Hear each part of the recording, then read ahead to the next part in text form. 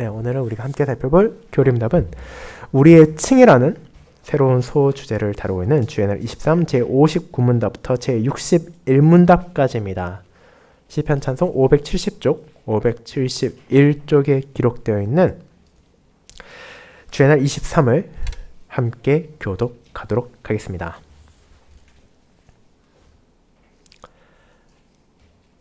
하이델베르 교림답 주애널 23 우리의 칭의 제59문.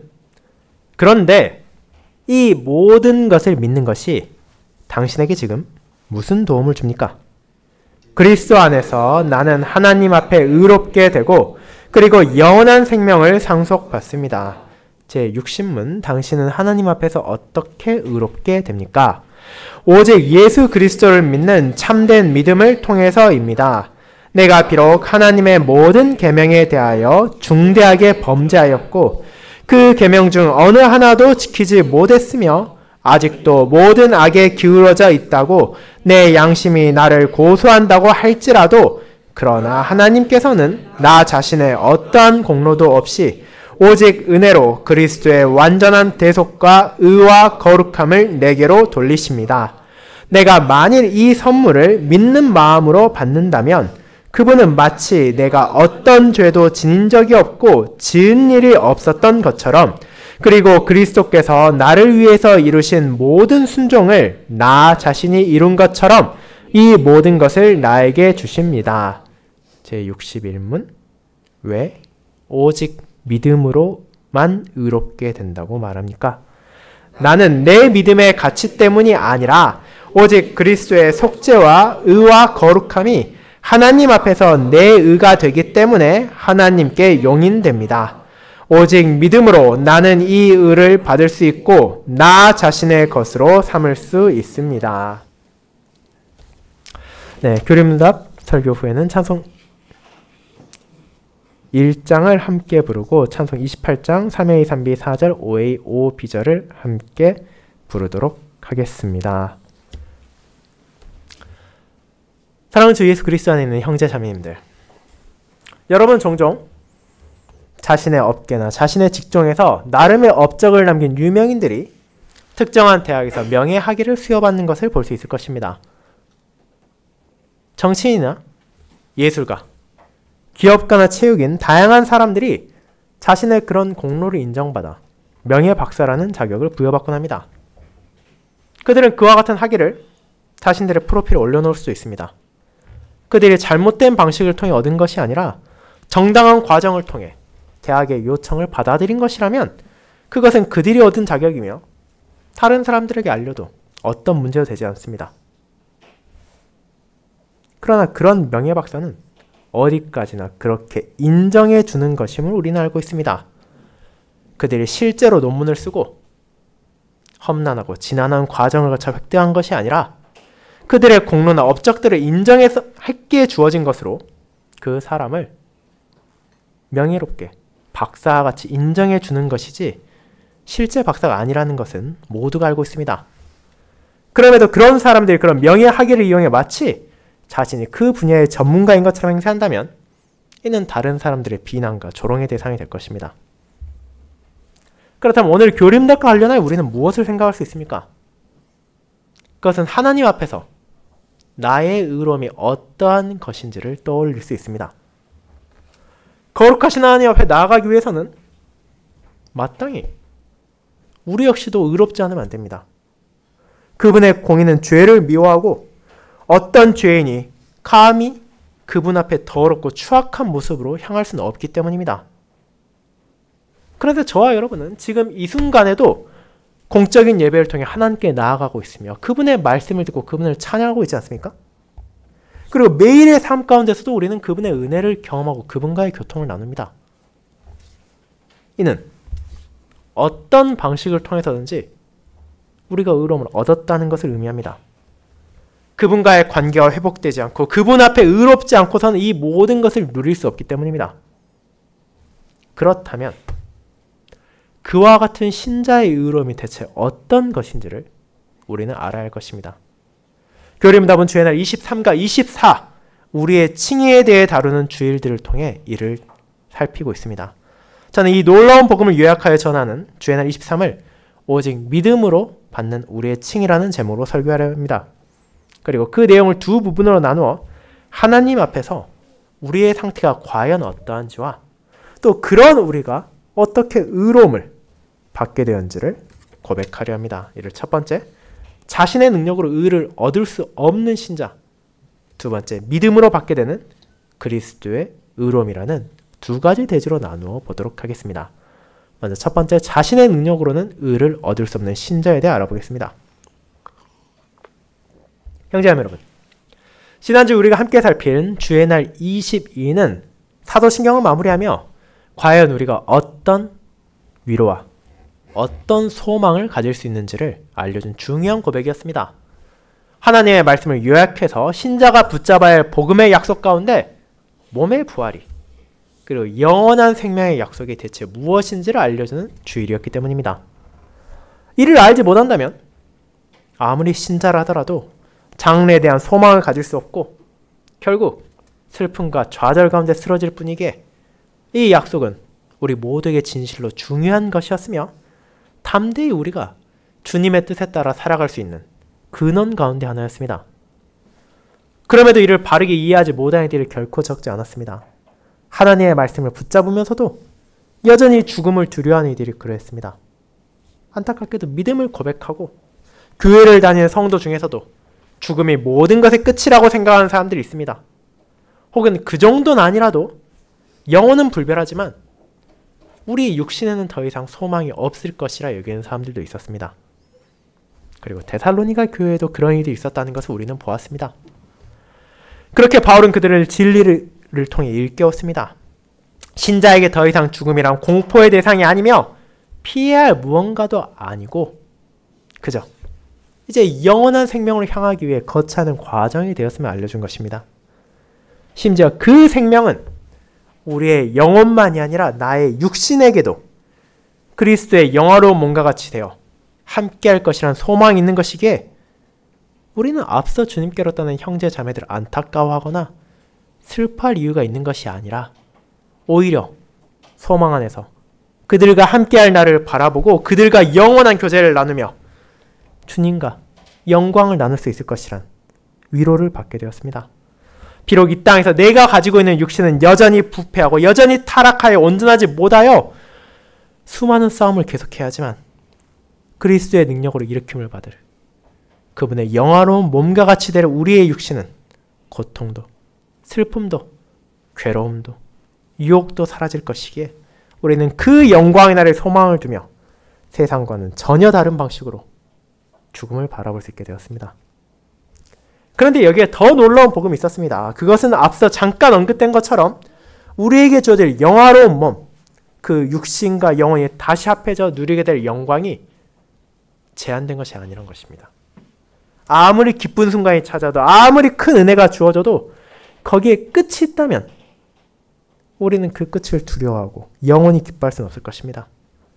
하지만 그리스도의 날, 영광스러운 그분의 날, 우리는 그분과 함께하는 영원한 기쁨을 누리게 될 것입니다.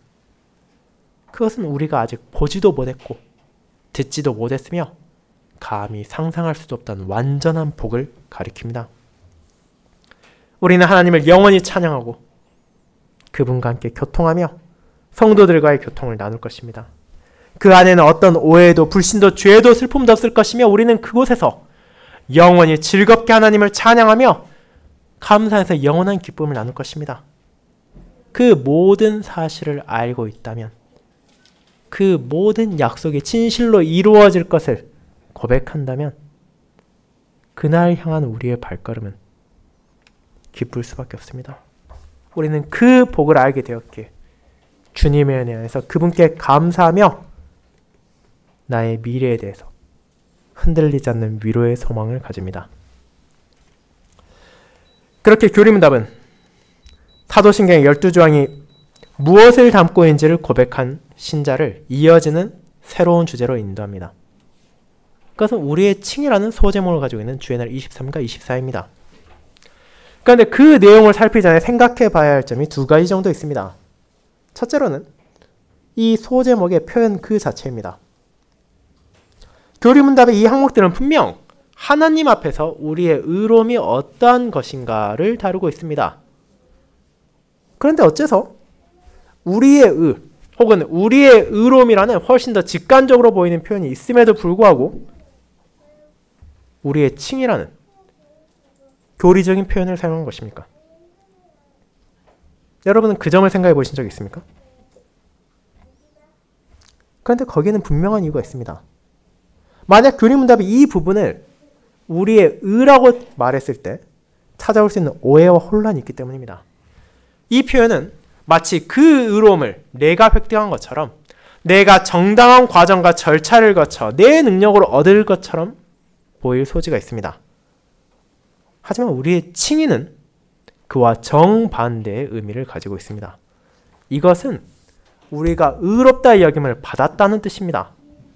이것은 우리가 스스로 가진 것을 가리키는 것이 아니라 우리가 누군가로부터 받은 상태를 가리키는 단어이며 그를 통해 교리문답은 이 의로움에 대해 신자들이 잘못된 방향으로 나아가지 않도록 방지하는 것입니다. 이제 거기에 이어 생각해야 하는 것은 우리의 칭이라는 이 부분이 교리문답 전체에서 어느 부분에 속해 있는지입니다. 여러분도 잘 알다시피 우리의 위로에 대해 다루고 있는 교리문답은 크게 세 부분으로 나누어져 있습니다. 제1부는 우리의 죄와 비참, 제2부는 우리의 구원, 제3부는 우리의 감사입니다. 각각의 부분에 속해 있는 내용들은 그 큰 주제와 밀접하게 연관되어 하나님의 진리를 우리에게 전하고 있습니다. 그렇다면 주애날 23과 24는 그 중에서도 어느 부분에 위치하고 있습니까? 이는 제2부, 우리의 구원에 대한 부분입니다. 그리고 이것은 여러분의 생각보다 훨씬 더 큰 의미를 가지고 있습니다.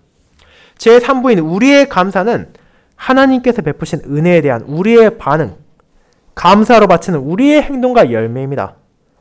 이는 하나님의 은혜 안에서 내가 행해야 하는 것, 내가 행할 수 있게 된 것이 무엇인지를 보여주고 있습니다.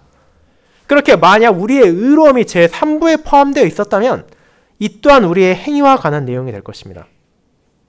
하지만 이것은 제2부에 있습니다. 그것은 무슨 의미입니까? 이 칭의는 우리의 구원을 위해 주어진 하나님의 은혜라는 것입니다.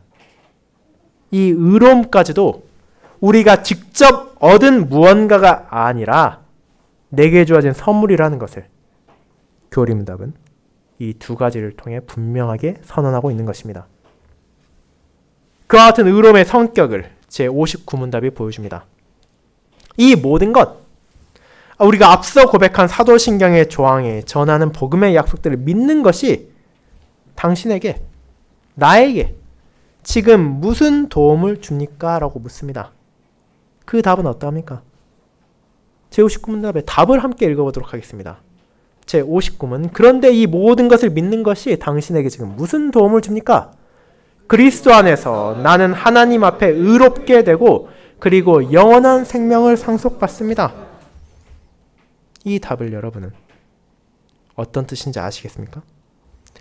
우리의 의로움, 우리의 영원한 생명은 나의 선행이나 나의 공로로 얻는 것이 아니라 오직 그리스도 안에서 삼위 하나님께서 베푸신 은혜를 믿음으로만 받게 된다는 것입니다. 내 의로움 또한 내 안에서 발견하는 것이 아니라 하나님의 손길에서 주어집니다. 이를 고백했다면 이제 우리는 제60문답을 볼 준비가 되었습니다. 하나님 앞에서 우리의 의로움이 과연 무엇인지 그것을 어떻게 얻게 되는지를 설명하고 있기 때문입니다. 이 점을 교리문답은 어떻게 말합니까? 그것은 하나님의 계명과 관련되어 있음을 알려줍니다. 우리가 일반적으로 알 수 있는 의인은 대체 무엇입니까? 죄를 짓지 않은 사람입니다.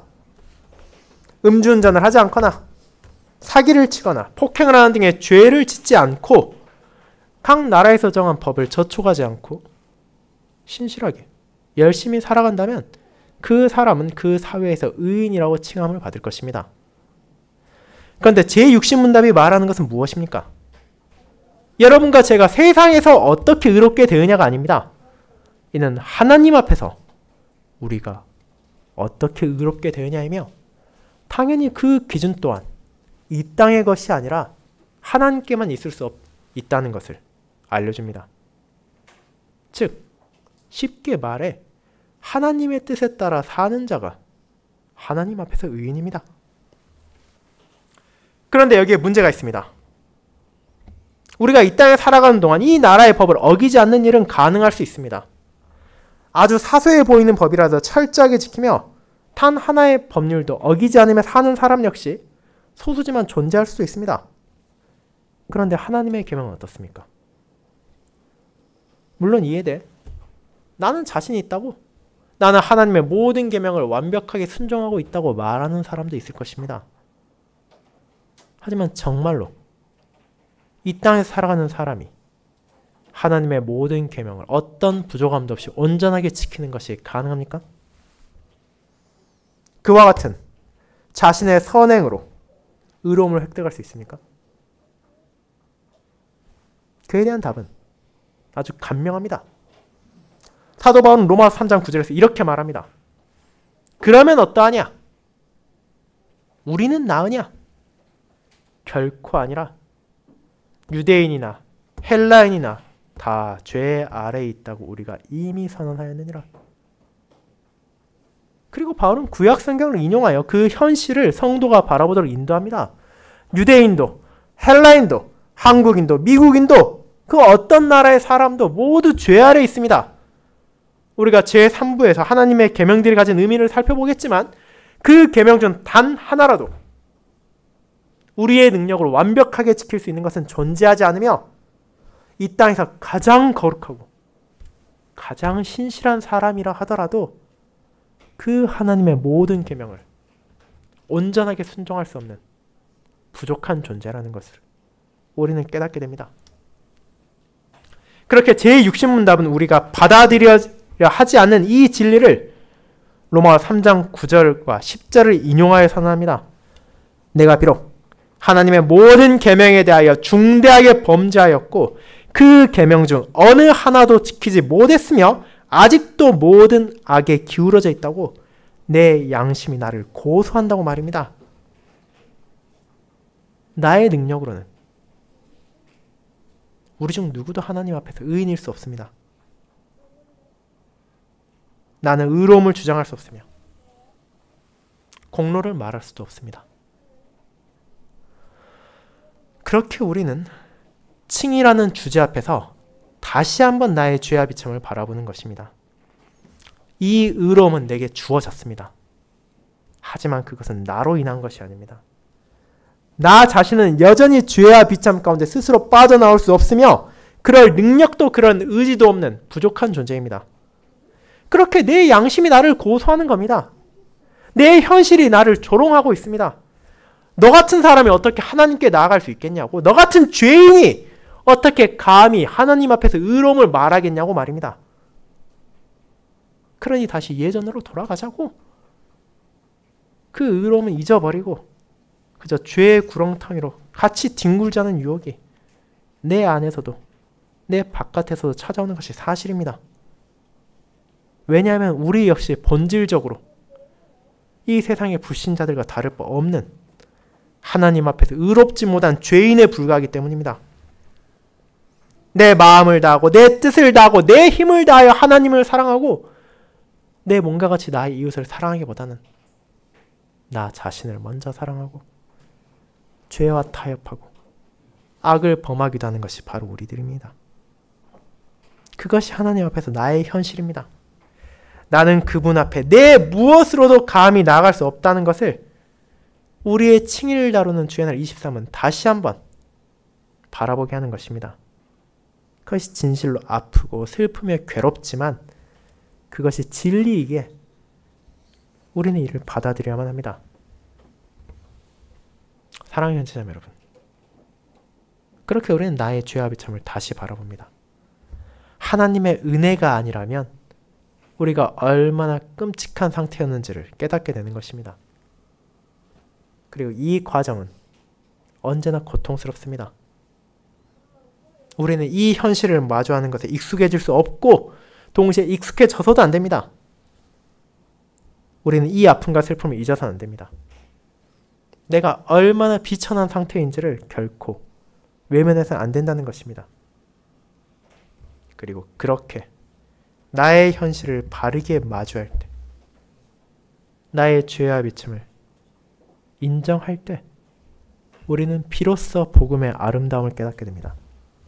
나의 모든 부족과 결핍과 죄악을 채우고도 용서하고도 넘치는 하나님의 크신 은혜가 그리스도를 통해 어떻게 베풀어졌는지, 그것이 어떻게 나의 것이 되었는지를 깨닫게 되면 매 주일마다 내가 하나님 앞에 나와 예배를 드릴 수 있는 것 자체가 얼마나 큰 자비며 사랑인지를 고백할 수 있습니다.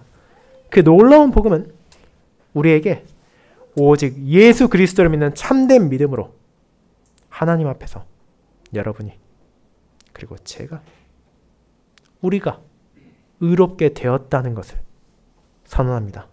그것이 두 번째 믿음으로 받게 되는 그리스도의 의로움으로 이어집니다.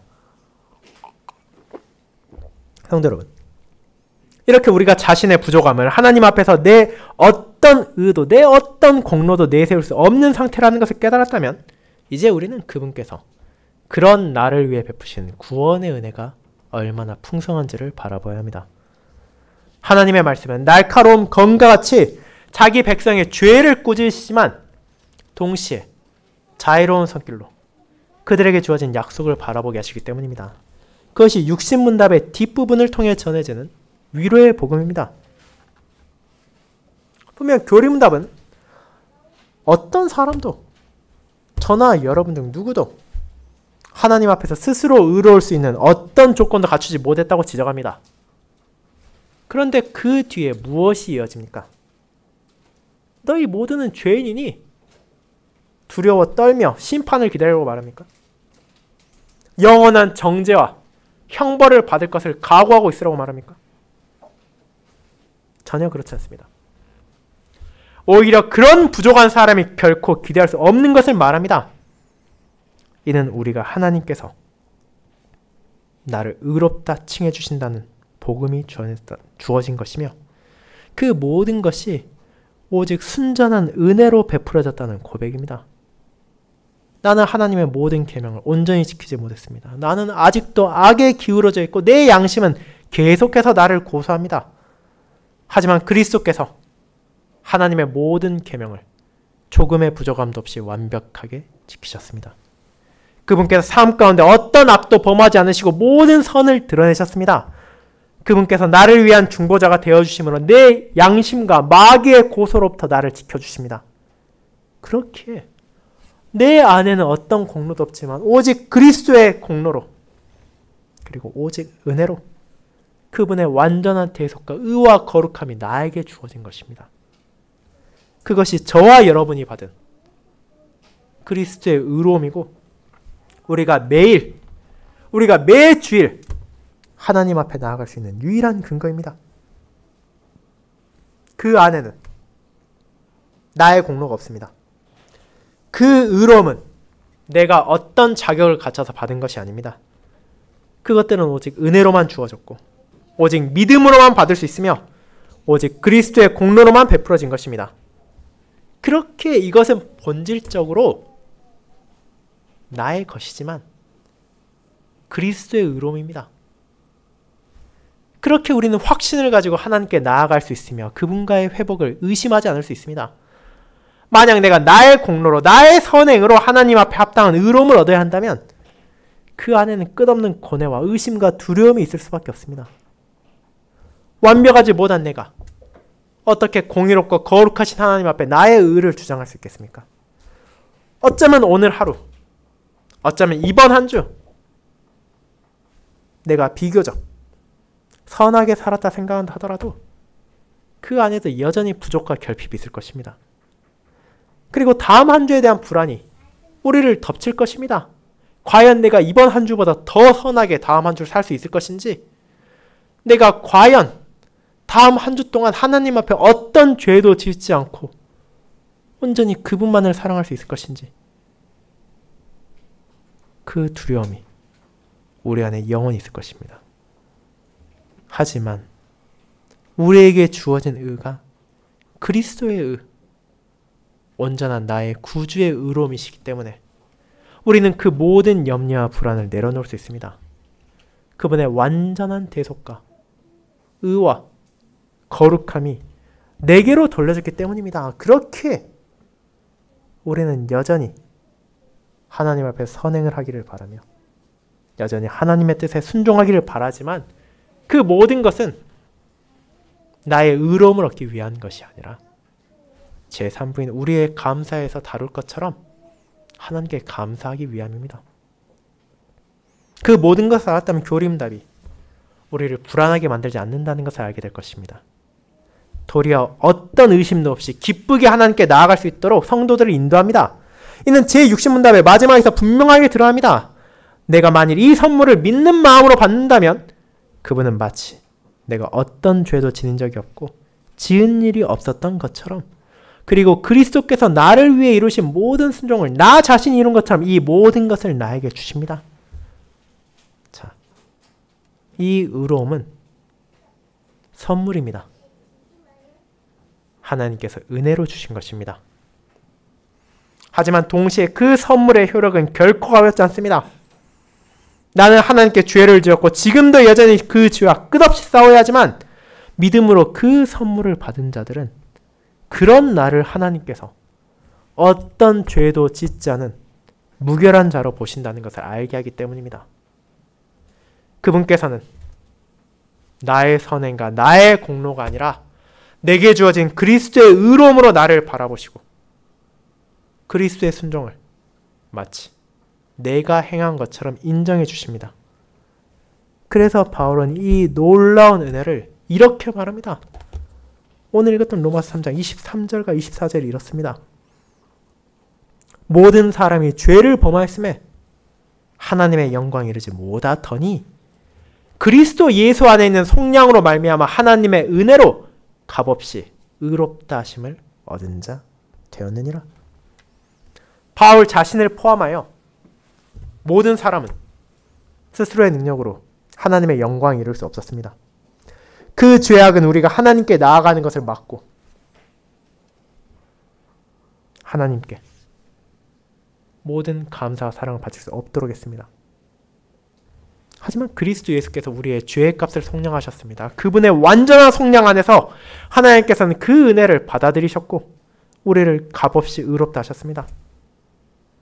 그리스도께서 그 모든 값을 조금의 부족함도 없이 다 치르셨기에 이제 우리는 오직 믿음으로 그 모든 은총을 값없이 받게 된 것입니다.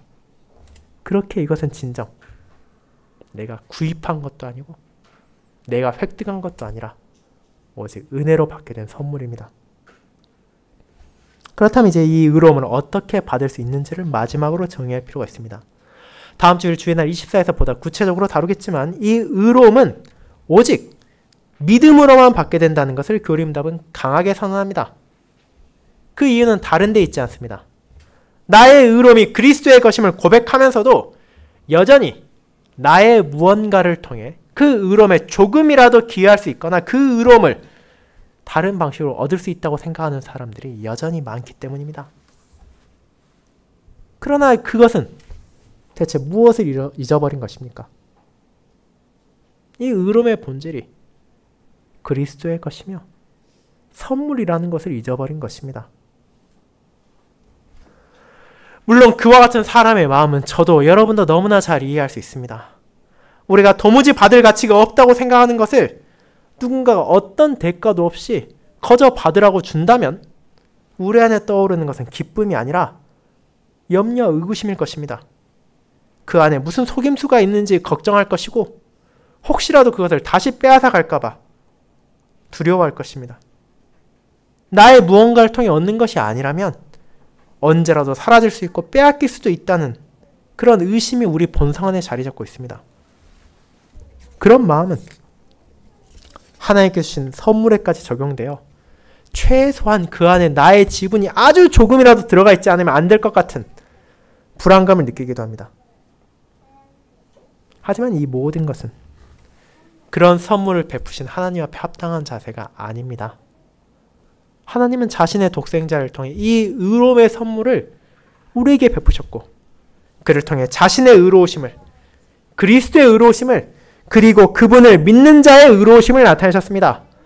그러니 우리 안에는 그 의로움에 대한 어떤 염려도 자랑도 있어서는 안 됩니다. 하나님이 내게 주신 것이기에 내 믿음의 가치에 따라 누군가에겐 더 많이 주고 누군가엔 더 적게 주는 것이 아니라 오직 그리스도의 속죄와 의와 거룩함이 그분을 믿는 모든 이에게 주어졌기에 우리는 불안을 떨쳐낼 수 있습니다. 그리고 그 믿음이 내게 선물로 주어진 것이며 순전한 은혜로 베풀어진 것이기에 내 안에 무언가를 자랑할 수 없고 그것은 오직 그리스도만을 높이게 합니다. 비록 우리가 율법의 행위를 온전히 성취할 수 없었으며 율법을 통해 의로움을 얻지 못했지만 나를 위해 율법의 행위를 다 하시고 의로움을 얻으신 그분께서 자신의 모든 공로로 그분이 행한 것을 내게 주셨기에 우리는 믿음으로 말미암아 하나님 앞에서 의로움을 얻고 그 의로움으로 그분께 나아가며 그 모든 것을 베푸신 삼위 하나님의 구원에 감사할 수 있습니다. 마지막으로 그 믿음까지도 내게 주신 선물이기에 우리는 진실로 의로움에 대해 자신을 낮추게 됩니다. 하나님 앞에서 내게 주어지는 의로움, 그리스도의 의로움은 오직 믿음으로만 받을 수 있습니다. 하지만 그 믿음이 어디에서 기인합니까? 우리는 그 믿음조차도 내가 스스로 만드는 것이 아니라 성령 하나님의 역사하심으로 내게 주어진다는 것을 고백했습니다. 그리스도의 공로로 내게 주어진 성령께서 내 안에 믿음을 일으키심으로 하나님의 말씀을 진리로 받아들이게 하시며 이 모든 복음의 약속들을 붙잡게 하십니다. 그 믿음이 내가 어떠한 공로도 하나님께 주장할 수 없음에도 불구하고 그리스도의 의로움이 은혜로 주어졌다는 것을 깨닫게 하기에 우리는 은혜로만 이 의로움을 받을 수 있고 은혜로만 이를 믿게 됩니다. 그렇게 진정 우리는 이 의로움에 대해 무엇도 자랑할 수 없고 오직 그것이 은혜라고, 그것이 선물이라고, 그것이 내게 값없이 주어졌다고 고백할 뿐입니다. 이렇게 우리는 사도신경에서 고백한 하나님의 은혜와 관련하여 내게 주어진 의로움에 대해 고백하게 되었습니다. 우리는 12가지 신앙의 조항을 통해 성부 하나님, 성자 하나님, 성령 하나님께서 내게 베푸신 구원의 은혜를 살펴보았습니다. 그 모든 것이 내게도 주어진 것이기에 그 시간은 진정 감사하고 기뻤습니다. 그리고 이제 그 모든 것을 믿는 자로서 우리는 주의 날 22에서 고백한 영원한 생명만이 아니라 하나님 앞에서의 의로움까지도 내게 주어졌다는 것을 확신합니다. 성부 하나님의 영원한 경륜 가운데 성자 하나님께서 중보자로 오셨고 그 중보자의 공로와 사역을 성령 하나님을 통해 믿게 되었으며 우리는 받아들이게 되었습니다.